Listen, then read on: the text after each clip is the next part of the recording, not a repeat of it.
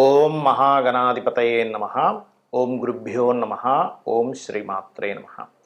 పరమేశ్వర స్వరూపమైనటువంటి జ్యోతిష, వాస్తు మరియు ఇతర అనేకమైనటువంటి శాస్త్రములను మనకు అందించినటువంటి మహర్షులకి నమస్కారం.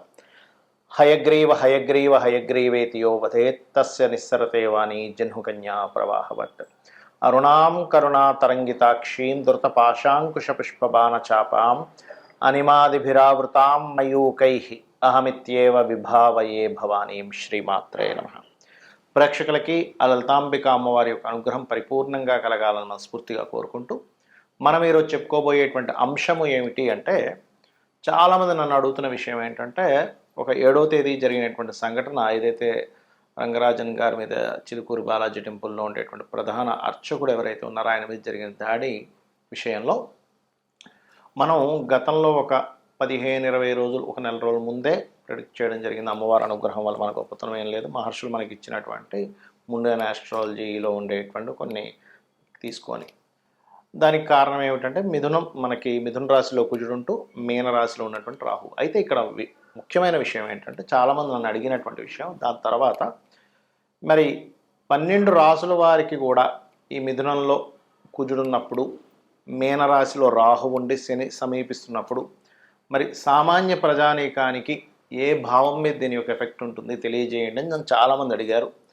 అడిగినందుకు ఈ వీడియో చేస్తున్నాను. ఒక్కొక్క లగ్నానికి అసలు ఏ ఎఫెక్ట్ పడబోతుంది, ఏ విషయాల్లో జాగ్రత్తగా ఉంటే మనకు ఆ ఎఫెక్ట్ పడకుండా ఉంటుంది, ఎటువంటి పరిహారాలు చేసుకుంటే బాగుంటుంది అనేటువంటి విషయాలు ఇప్పుడు నేను మీకు చెప్పబోతున్నాను. అయితే ఈ విషయాలు చెప్తుంది నేనైనప్పటికీ కూడా, కానీ చెప్పిస్తుంది సాక్షాత్ లలిత అమ్మవారిగా భావిస్తూ ఒక్కొక్క లగ్నం గురించి మనం తెలుసుకుందాం.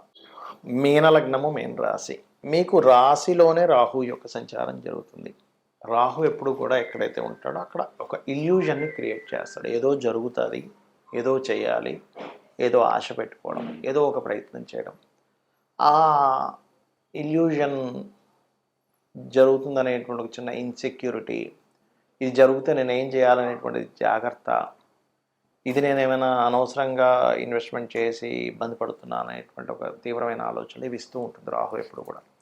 దీనికి తోడు కరెక్ట్గా 4లోనే కుజుడు ఉన్నాడు. కుజుడు భూములకు కారకుడు. ఈ ల్యాండ్స్కి కారకుడైన కుజుడు 4లో ఉన్నందుకు ఒక్కొక్కసారి ఈ గ్రహస్థితులు ఉన్నప్పుడు ఏం జరుగుతుందంటే, ఎవరో ఏదో చెప్తారు వచ్చి, ఏమంటే ఇక్కడ కొనేసేయండి అద్భుతం, అసలు రేపు పొద్దున్న ఇక్కడే పెద్దది ఏదో గవర్నమెంట్ అది రాబోతుంది, మీకు చాలా మంచి ఇది వస్తుంది అనగానే అక్కడ ఎకరం ఓ 3 కోట్లలో కొనాల్సింది ఎక్కడ 5 కోట్లు పెట్టి కొనేస్తాడు. తీరా చూస్తే అయ్యో అనవసరంగా కొన్నానే, ఈ డబ్బులను తీసుకెళ్ళి ఇక్కడ ఎందుకు పెట్టాను, తీరా చూస్తే ఇది పెరిగేటట్టు కనిపించట్లేదు, ఇట్లాంటివన్నీ వస్తుంటాయి. కాబట్టి ల్యాండ్ మీద మీరు ఇన్వెస్ట్మెంట్ చేసేటప్పుడు కాస్త చూసి ఇన్వెస్ట్మెంట్ చేయండి. బికాజ్ ఆఫ్ ఇక్కడ ఇన్వెస్ట్మెంట్ స్థానాన్ని మనం పరిశీలన చేయాలి. మీకు 12వ స్థానంలో ఎప్పుడైతే శని ఉండి అది కంబస్ట్కి గురవ్వబోతుందో జాగ్రత్త పడాలి అనేటువంటిది గుర్తు చేసుకోండి. అలాగే ఇక లాభంలో రవున్నాడు, ఒక రకంగా మంచిదే మీకు. కాకపోతే ఈ లగ్న రాహు ఉన్నప్పుడు సర్వసాధారణంగానే 7వ స్థానంలో కేతు ఉంటాడు. 7వం వివాహము, వివాహ జీవిత భాగస్వామి, లైఫ్ పార్ట్నర్స్తో పాటు బిజినెస్ పార్ట్నర్స్ను కూడా సూచించేటువంటి ప్రదేశం అది. అక్కడ ఎప్పుడైతే కేతు ఉండి కుజుడు దృష్టి ఉందో, ఇక్కడ మీరేంటంటే వాళ్ళని ఎంపిక చేసుకునే విషయంలో జాగ్రత్త పడాలనేటువంటిది గ్రహస్థితి చూపిస్తుంది. అంటే ఒక్కోసారి చూడండి, మనకేదో ధనం అవసరం పడిందని అవతల వాళ్ళు ఏదో పార్ట్నర్షిప్స్ వస్తానంటే తీసేసుకుంటాం. తీరా చూసిన తర్వాత వాళ్ళతో తీసుకున్న తర్వాత అసలు వాళ్ళతో ఎందుకురా బాబు తీసుకున్నాము ఈ పార్ట్నర్స్ని అనుకుని అనిపిస్తుంది. అదేవిధంగా కొన్నిసార్లు చూడండి, మనం వివాహ విషయంలో ఒక 4 సంబంధాలు చూసాక 5వది ఏదో ఒకటి కానివ్వండి అంటారు. ఫ్రస్ట్రేషన్లో ఆ ఏదో ఒకటి కానివ్వండి అనేటువంటిది ఆ ఒక్క నిమిషంలో తీసుకున్న నిర్ణయము జీవితాంతం వాళ్ళని వేధిస్తూ ఉంటుంది. కాబట్టి ఈ పర్టికులర్ టైంలో ఇటువంటి తొందరపాటు నిర్ణయాలు తీసుకోకండి. బట్ మిగతా అంశాల్లో చాలా బాగుంటుంది. ప్రమోషన్స్ కోసం లాభంలో ఉండేటువంటి రవిస్తాడు, అందులో ఎటువంటి డౌట్ లేదు. కాకపోతే ఎక్కువగా దుర్గానామాన్ని ఎక్కువగా స్మరించండి, గౌరీదేవి యొక్క అష్టోత్తరాలు చదువుకోండి, మరియు అదేవిధంగా గోవులకి క్యారెట్స్, బెల్లము, గ్రాసము, గోధుమ రవ్వ తినిపించండి. అన్ని విధాలా మీకు బాగుంటుంది. మరి కొంతమందికి జన్మజాతకం ఉండదు. మరి వారి పరిస్థితి ఏమిటి? జాతకం లేదండి, మరి మాకు ఎటువంటి వాటి మీద ఎఫెక్ట్ ఉండొచ్చు, యూనివర్సల్గా దేని మీద ఎఫెక్ట్ ఉండొచ్చు అంటే, మనం ఆల్రెడీ ఒక 4 రోజుల క్రితం నుంచి చెప్తూ ఉన్నాం. ఏమిటంటే, అది ఈ తొక్కిసలాటలు కానివ్వండి, ఎందుకంటే మిథునంలో కుజుడు ఉన్నప్పుడు సహజంగా జరుగుతాయి, దాళ్ళు ఎక్కువగా జరుగుతూ ఉంటాయి. దీన్ని ముండేన్ ఆస్ట్రాలజీ అంటారు, మైథుని జ్యోతిష్యము. జన్మజాతకం వేరు, మైథుని జ్యోతిష్యం వేరు. మైథుని జ్యోతిష్యం అంటే దేశం మీద, కాలం మీద ఇది ఎటువంటి ప్రభావం చూపిస్తుంది అనేటువంటి దాన్ని మైథుని జ్యోతిష్యం, ముండేన్ ఆస్ట్రాలజీ అంటారు ఇంగ్లీష్లో. జన్మజాతకం is different, personal chart reading is different. Personal చార్ట్లో మీరు పుట్టినప్పుడు ఉన్నటువంటి సమయంలో ఉండే గ్రహాలను బట్టి అవి ఎప్పుడెప్పుడు ఎటువంటి శుభ ఫలితములు ఇస్తున్నాయి, మీరు ఒక పని చేస్తున్నారు, ఎప్పుడు చేస్తే మీకు అద్భుతమైన ఫలితం వస్తుంది. అది వివాహం కానివ్వండి, సంతానం కానివ్వండి, ఆర్ సంథింగ్ బిజినెస్ పెడుతున్నారు కానివ్వండి, లేకపోతే ఒక మంచి పని ప్రారంభిస్తున్నారు, ఒక బిజినెస్ కానివ్వండి, అది ఏ టైంలో ప్రారంభించాలి ఏమిటనేటువంటిది మీ పర్సనల్ చార్ట్ చెప్తే కాలం అనుకూలిస్తుందా లేదా అని చెప్పేది ముండేన్ ఆస్ట్రాలజీ. అయితే ఇక్కడ జన్మజాతకం లేదు, ఇప్పుడు నేనేం చేయాలంటే సింపుల్గా నేను చెప్పేది ఒకటే.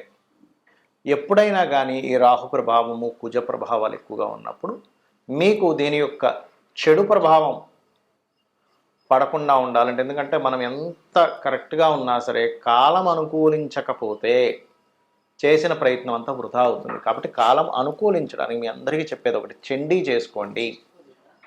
చండీ పారాయణం వినడం కానీ చదవడం కానీ. ఏమండి చండీ చేయించుకోవాలంటే ఒక 40-50 వేలు అవ్వాలి, రావాలి కదండి మనకి, అన్ని డబ్బులు అంటే అది లేవంటే ఏమి టెన్షన్ పడకండి.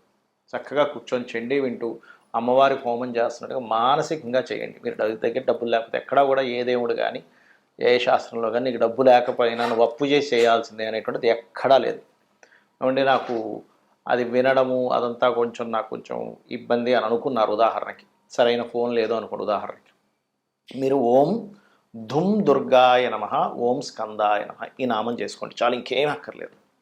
ఎందుకంటే ఈ కలియుగంలో నామస్మరణ మనస్ఫూర్తిగా కనుక మనం నామస్మరణ చేయగలిగితే మనల్ని అమ్మవారు రక్షిస్తుంది. ఇది బలంగా మీరు నమ్మాలి. ఎందుకంటే అమ్మ, ఈ ప్రకృతి అంతా ఎవరు అంటే అమ్మవారు. అమ్మవారి స్వరూపంగా ప్రకృతి ఉంది. మీరు అమ్మవారిని కనుక తలుచుకున్నట్లయితే ఖచ్చితంగా 100% రక్షింపజేస్తుంది. మరి ఈ ప్రభావం వల్ల ఇంకా ఎలాంటివి జరగనుంటాయి ఫ్యూచర్లో అంటే ఒకటే చెప్తాను నేను మీకు. ఈ రాహువు మీనంలో, కుజుడు మిథునంలో ఉన్నప్పుడు పర్టికులర్గా ఎవరెవరి మీద ఎక్కువ దాడులు ఉంటాయంటే ఈ పురోహితుల మీద, పండితుల మీద, పీఠాధిపతుల మీద, ధర్మం కోసం పోరాడే వారి మీద కూడా ఉంటుంది, గుర్తుపెట్టుకోండి. అలాగే సైనికుల మీద కూడా, ఎందుకంటే కుజుడు ఏ రకంగా అయితే రాహువుని ఎఫెక్ట్ ఇస్తున్నాడో రాహు కూడా కుజుడికి ఎఫెక్ట్ ఇస్తూ ఉంటాడు. కాబట్టి సరిహద్దుల్లో ఉండేటువంటి సైనికులు, పోలీసులు, సెక్యూరిటీగా ఉండేటువంటి వారు, వీరు కాస్త భద్రతా సిబ్బంది ఏదైతే ఏ రంగాల్లో ఉంటారో అది కేవలం ఫిజికల్గా కనబడేది మాత్రమే కాకుండా మనకి సెక్యూరిటీ, సైబర్ సెక్యూరిటీ అంటూ ఉంటారు చూడండి. సైబర్ సెక్యూరిటీని కూడా బీట్ చేసేసి వాళ్ళు ఎంటర్ అయిపోయారు, ఈ రకంగా హ్యాకింగ్స్ జరిగాయి అంటూ ఉంటాం. ఎందుకంటే రాహు ఈజ్ ది సాఫ్ట్వేర్. కాబట్టి ఈ సాఫ్ట్వేర్ రిలేటెడ్ సంబంధించింది అండ్ ఈ సెక్యూరిటీ రిలేటెడ్ సంబంధించిన కుజుడికి క్లాషెస్ వస్తున్నటువంటి సమయం ఇదంతా కూడా. కాబట్టి ఇటువంటివి ఏర్పడుతుంటాయి. ముఖ్యంగా మే, జూన్ వరకు కూడా కొంత జాగ్రత్తగా ఉండాలి. బికాజ్ ఆఫ్ మనకి షష్టగ్రహ కూటమి కూడా రాబోతుంది. ఆ షష్టగ్రహ కూటమి 15 రోజులు ఉంటే దాని తర్వాత ఆ 2 గ్రహాలు శని, రాహులు ఇంకో 2 నెలలు అక్కడ ఉంటాయి. కాబట్టి ఏప్రిల్, మే ఈ 2 months కూడా కాస్త జాగ్రత్తగా ఉండాలి. అది ఒకటే కాకుండా శని మీన రాశిలో సంచరిస్తున్నటువంటి 2.5 సంవత్సరాలు, నేను మీకు గతంలో ఒక 3 ఏళ్ల క్రితం కూడా చెప్పాను, శని మేషం వైపు తన ప్రయాణం జరుగుతుంది. మకరంలో ఉండగానే చెప్పాను, కుంభము, దాని తర్వాత మీనము, దాని తర్వాత మేషంలోకి వెళ్తూ ఉన్నాడు. శని కర్మకారకుడు. ఇది మనకి ఒక విషయాన్ని నేర్పిస్తుంది. మన విదేశాల్లో ఉద్యోగాలు, విదేశాల్లో ఉండేవారు పాపం కొన్ని లక్షలు, కోట్లు ఖర్చు పెట్టి అక్కడ ఉండి మళ్ళీ వెనక్కి రావడం ఎన్ని బాధలు పడుతున్నారు. కాబట్టి ఒకటే చెప్తానండి, గుర్తుపెట్టుకోండి.